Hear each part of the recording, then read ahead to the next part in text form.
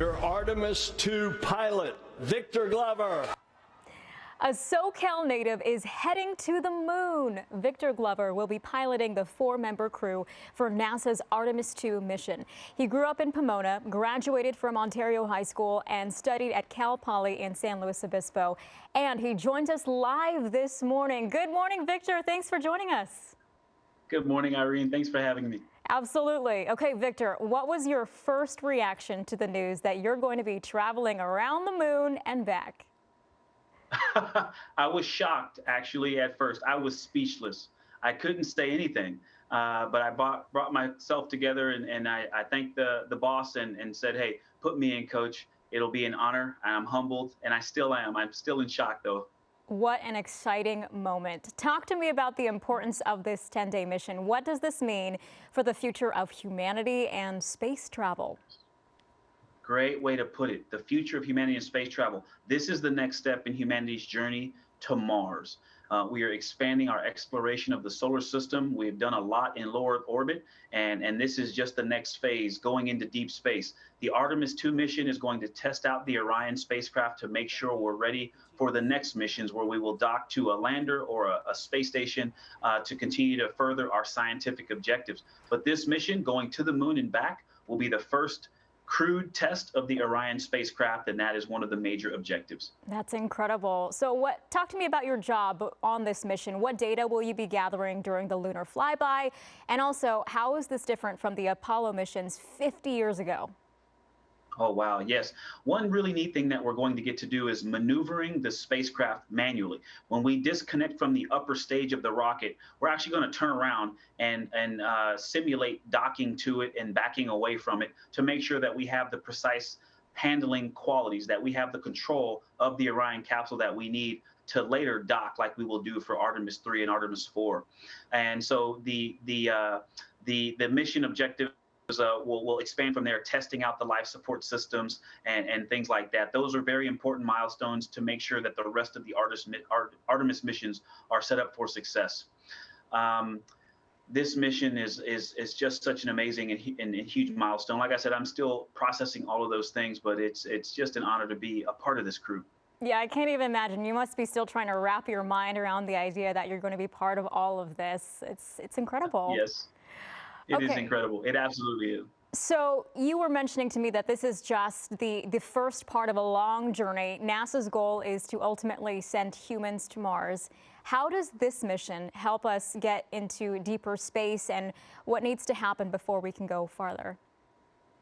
So NASA wants to have a responsible and sustainable presence on and around the moon. And so this mission, going to the moon and back, we're not going to land on the moon. We're not even going to get into orbit and stay around the moon. We're going to come right back, something known as a free return trajectory.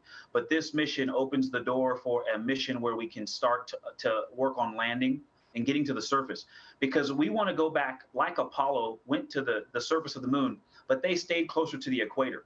Near the poles of the moon, which we want to go to in Artemis, we know that in those shadowed regions there are deposits of ice, and that ice gives us the ability to make rocket fuel, and that rocket fuel gives us the ability to create resources there right on the moon that we need to go further, like to get to Mars.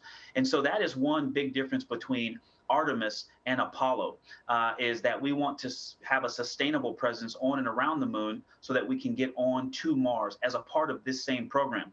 Another distinction between Artemis and Apollo is that this is going to be an international collaboration. Our crew contains a Canadian astronaut, Jeremy, but also if you look at the capsule looks like the Apollo capsule, but when you see those solar arrays, that's a part that looks different, and that's made by a European aerospace company. So the Artemis Accords, as well as some of the hardware built by our international partners, are a way that this contrasts to the Apollo missions. Very interesting. And Artemis II is set to launch in November 2024. How are you personally preparing in this next year and a half for this? Oh, great question. There's going to be a lot of training. There's going to be a lot of testing, and NASA and our partners are going to make sure that that's done. One of my primary focus is going to be making sure that my family is ready and our crewmates' families are ready. And so we'll be working to make sure that they're go for launch when this mission launches. And you've had some incredible experience in space in the past. I mean, you were the pilot of the first operational mission of SpaceX's Crew Dragon capsule to the International Space Station. You spent 168 days there. You've been out on 4 spacewalks. What was all of this like for you? Wow. Yeah, that was a pretty special mission to have as my first mission.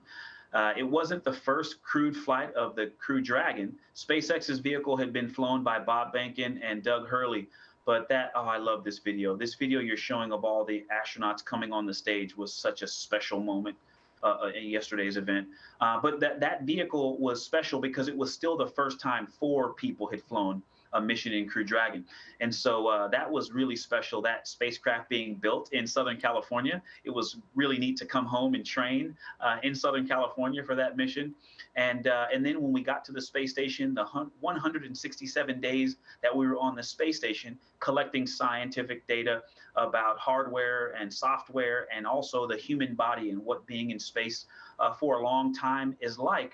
Those are all things that are helping us get to the moon and then eventually to get onto Mars. The trip to Mars right now, it would take between 6 and 9 months. So knowing how my body reacts after being in weightlessness for 6 months is a very important piece of data as we get ourselves toward the moon and then eventually on to Mars. Amazing. And I love how your face just lit up at the reference to Southern California because you are a SoCal native. We're all rooting for you, so this is exciting. Also, you are the first person of color to be on a moon mission. You are making history here. What does this mission mean to you personally? I try to root my personal response into the big picture, what this means for our team.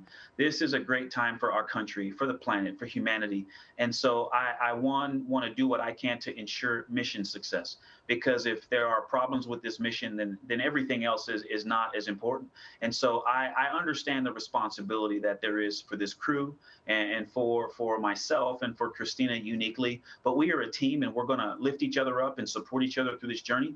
And I think I'm most encouraged by the fact that because of decisions made a long time ago, prior to my time here, that the astronaut corps represents America. And we bring all the skills and talents of our country together in this office.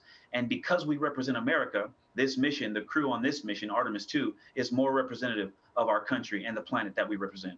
Victor, very well said. We wish you all the best and congratulations on all your success so far. Thanks so much. Thank you. Hello, I'm Mark Brown. Get more great ABC7 content by clicking the subscribe button for our YouTube channel and download the ABC7 Los Angeles streaming app on Fire TV, Android TV, Apple TV, and Roku to watch on your TV.